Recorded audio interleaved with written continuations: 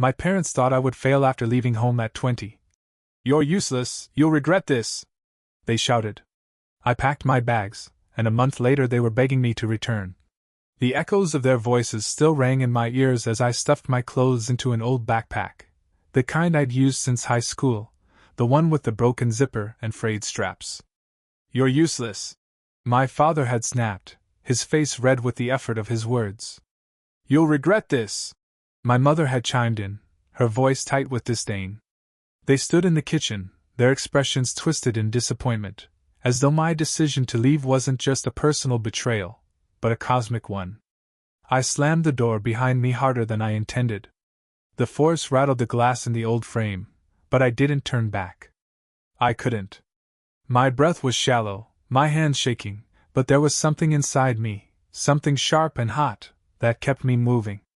I had nothing but a half-packed bag, a crumpled wad of bills in my pocket, and the raw determination to prove them wrong. That night, I crashed on my friend Tyler's couch. He lived in a cramped one-bedroom apartment that smelled faintly of stale pizza and laundry detergent, but he didn't ask questions when I knocked on his door close to midnight. He just handed me a blanket and said, "Make yourself at home, man." I lay awake on the sagging couch, staring at the ceiling fans spinning lazily above me, replaying my parents' words over and over in my head. "You'll regret this." Maybe. But not as much as they would. By morning, the weight of my decision began to settle in. I had no job lined up, barely any money, and no idea what came next. But for the first time in years, I wasn't suffocating. I could breathe. My parents' house had been a cage of expectations and condescension, a place where I was always not enough, compared to my older brother, Jake, who was already climbing the corporate ladder, or my younger sister, Ashley, the college darling with her scholarships and accolades. I was the in-between, the one who never shone bright enough to earn their approval. But now, I was free. That first week was rough. I worked odd jobs, cleaning, unloading boxes at a warehouse, delivering pizzas for a place that barely paid minimum wage. I skipped meals more often than I ate, stretching every dollar. I washed dishes in Tyler's tiny kitchen and tried not to think about how far I'd fallen. But every night, when I collapsed onto that couch, I felt a small spark of something I hadn't felt in a long time: hope. And so, as the days blurred together, I made a silent vow to myself. I would make it. Not for them. For me. It was 2 weeks into my new life when the first real test hit me square in the face. I was working a temp job at a local warehouse, long shifts, low pay, and an endless stream of boxes to lift, sort, and shelve. I wasn't picky. Work was work. And besides, every shift gave me just enough money to cover a meal or two and chip in a little for Tyler's rent. That day, I arrived at the warehouse, already feeling the weight of exhaustion pulling at my bones. But as I scanned my badge at the entrance, the security guard, a guy named Mark, who usually just waved me through, stopped me with a frown. "Hey, you're not on the schedule today." I blinked. "What? I was here yesterday. I'm scheduled all week." Mark shrugged, tapping at the small tablet on the desk. "Your name's not in the system anymore. Says you've been dropped." I felt my stomach twist. "Dropped? What do you mean, dropped?" He glanced around, lowering his voice a little. "They're cutting back. Some temp contracts didn't get renewed. Guess you're one of them." I stood there for a moment, the words sinking in like cold water. Dropped. Just like that. No notice, no warning, nothing. "There's gotta be a mistake," I said, though I knew deep down there wasn't. Mark just gave me that sympathetic look people give when they can't do anything. "Sorry, man. Maybe try the office?" I tried.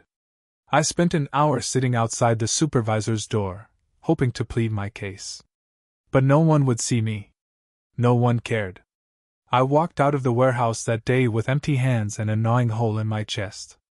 That evening, back at Tyler's apartment, I stared at the meager bills left in my wallet and tried to do the math. The job had been my lifeline, and now it was gone. I could almost hear my father's voice ringing in my ears. "You'll regret this." Maybe, I thought bitterly. But not in the way you think. It was then that I realized just how thin the line was between scraping by and sinking. I wasn't just surviving anymore. I was in freefall. The day after I lost the warehouse job, I sat at the tiny kitchen table in Tyler's apartment, my hands wrapped around a chipped mug of black coffee. Tyler sat across from me, his brow furrowed, his phone buzzing constantly with texts from work. He worked as a line cook at a nearby diner, pulling double shifts just to make ends meet, and I could see the worry etched into his face. "I'm sorry, man," he said quietly. "I'd help more, but I'm already stretched thin." "I know," I said, forcing a smile. "You've done more than enough. This isn't on you." But it was clear that something had to give. I couldn't keep living on his couch indefinitely. My pride was already bruised from hearing my parents' voices echoing in my mind every night, mocking me for leaving. I needed a break, a chance to pull myself out of this mess. And fast. That evening, I sat with my back against the apartment wall, scrolling through job postings on my cracked phone. Most of them were dead ends, too far, too few hours, too little pay. But then, a post caught my eye. It was for a contract job, remote, high-paying for someone with the right skills. They were looking for someone to help redesign a company's website, someone with design sense and a knack for coding. I hadn't touched web design in over a year, but back in high school, I dabbled in it, built a few sites, taught myself some coding. I hesitated. Could I really do it? The pay was almost too good to be true. But what choice did I have? I sent in my application that night, tailoring my resume to highlight every scrap of experience I could think of. I barely slept, the anxiety twisting my stomach into knots. I half expected to wake up to a rejection email. Instead, by morning, I found a message waiting in my inbox. The company wanted to interview me. That afternoon. It was the first glimmer of hope I'd had since leaving home. I borrowed one of Tyler's shirts, wrinkled, but better than the threadbare ones I owned, and shaved with a cheap razor I found in the bathroom. I practiced my answers to possible interview questions, my voice trembling but determined. When the call came through, I took a deep breath, put on my best confident voice, and answered. The interview was nerve-wracking. The woman on the other end of the call, a sharp-tongued project manager named Valerie, didn't waste time with pleasantries. She dove straight into the technical questions, firing them off like rounds from a machine gun. I stumbled a couple of times, my throat dry and my mind racing, but somehow, I found my footing. I described past projects, talked through coding challenges, even threw in a few design ideas off the top of my head. When the call ended, Valerie's expression softened slightly. "All right," she said. "I'll be honest. You're not the most experienced candidate we've got, but you're hungry. You remind me of me when I was starting out. Can you start tomorrow?" I felt my heart leap into my throat. "Absolutely," I said. She gave me a tight smile. "Good. We'll send over the details tonight." When the call disconnected, I sat there staring at the screen, my hands shaking. It wasn't just the relief of getting the job, it was the fact that someone, even a stranger, saw potential in me. It was a chance, a lifeline, a way to claw my way out of the hole I was in. I could almost hear my parents' voices again, but this time I wasn't paralyzed by them. Instead, I felt a fierce determination rising in my chest. That night, I made a decision. I wasn't just going to take the job, I was going to throw myself into it. Learn everything I could, put in extra hours, and build something that would make them regret ever calling me useless. I wasn't just going to survive. I was going to thrive. I stayed up past midnight reading up on web design trends, brushing up on coding languages, and practicing my pitch for the client presentation. Tyler poked his head into the living room around 1 a.m., rubbing his eyes. "You're still up?" I glanced up from my laptop, a determined grin on my face. "Yeah. Got work to do." He smiled, a mix of pride and exhaustion. "That's the spirit, man. You're gonna kill it." And for the first time since I'd walked out of my parents' house, I actually believed him. The first week of the contract job was a blur. My days were filled with client meetings, coding marathons, and redesigned sketches sprawled across Tyler's kitchen table.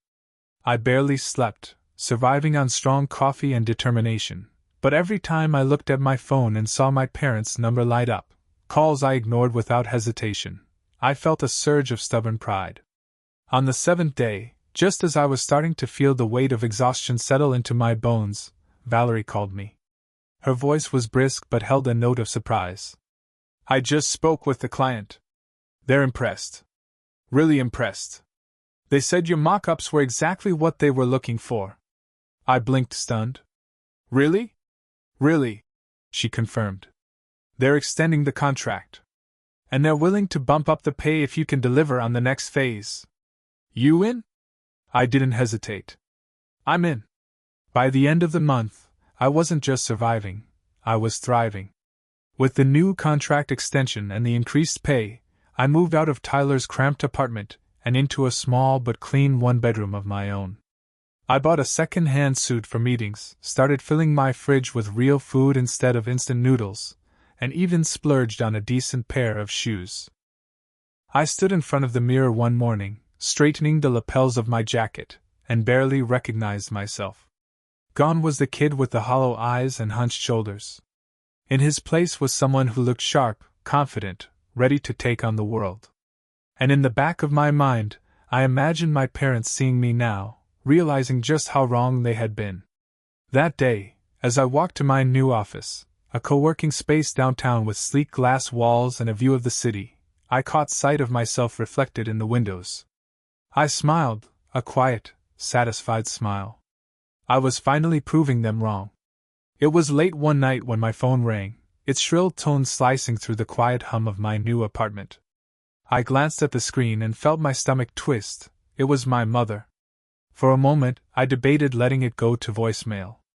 But curiosity, or maybe just a perverse sense of satisfaction, got the better of me. I answered. Hello? There was a pause, then her voice, thin and uncertain. Charles. How are you?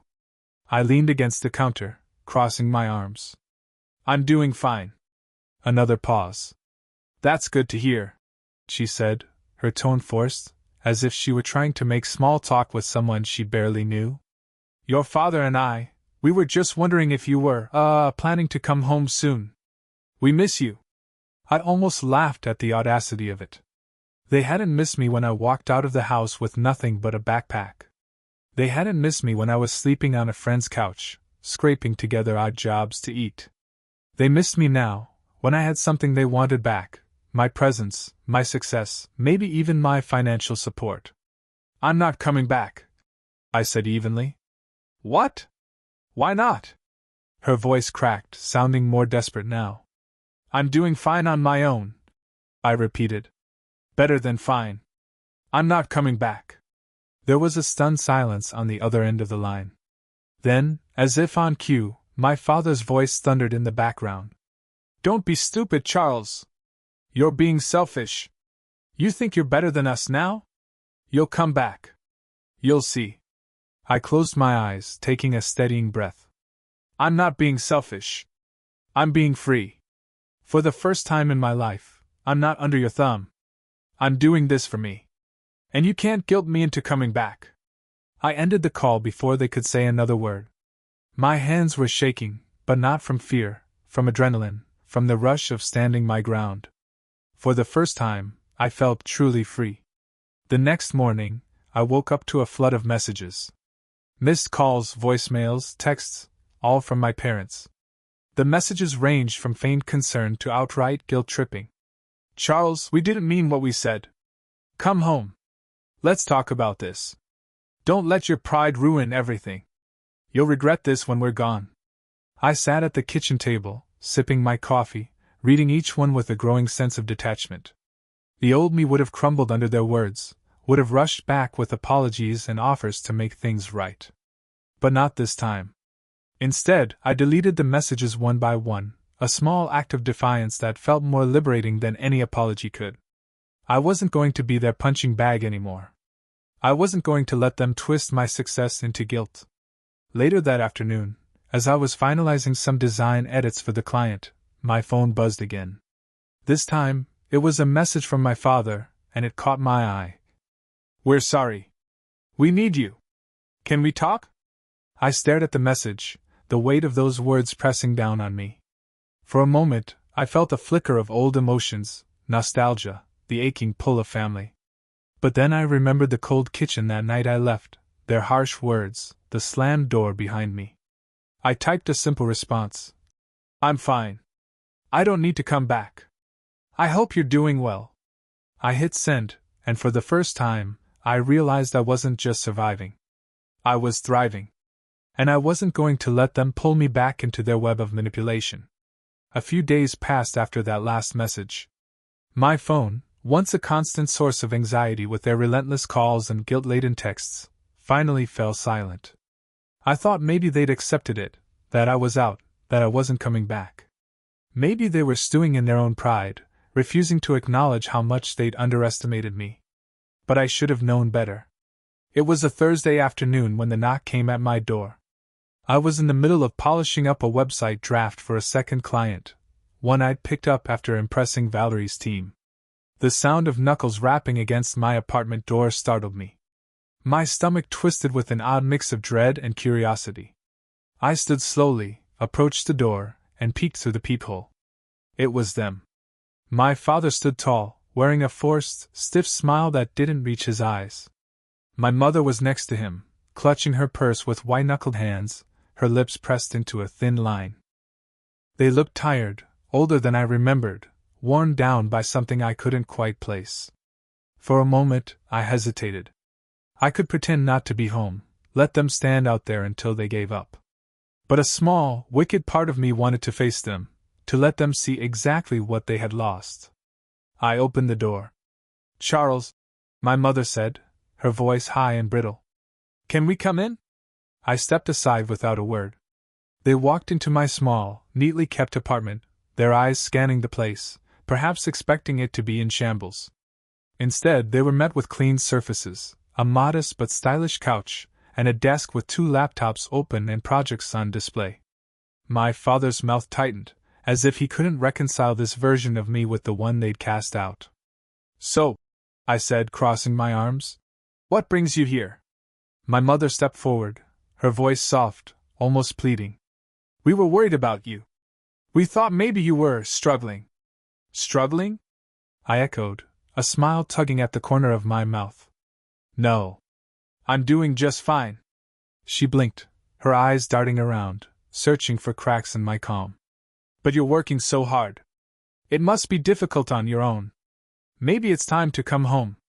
We can help. We can make things right.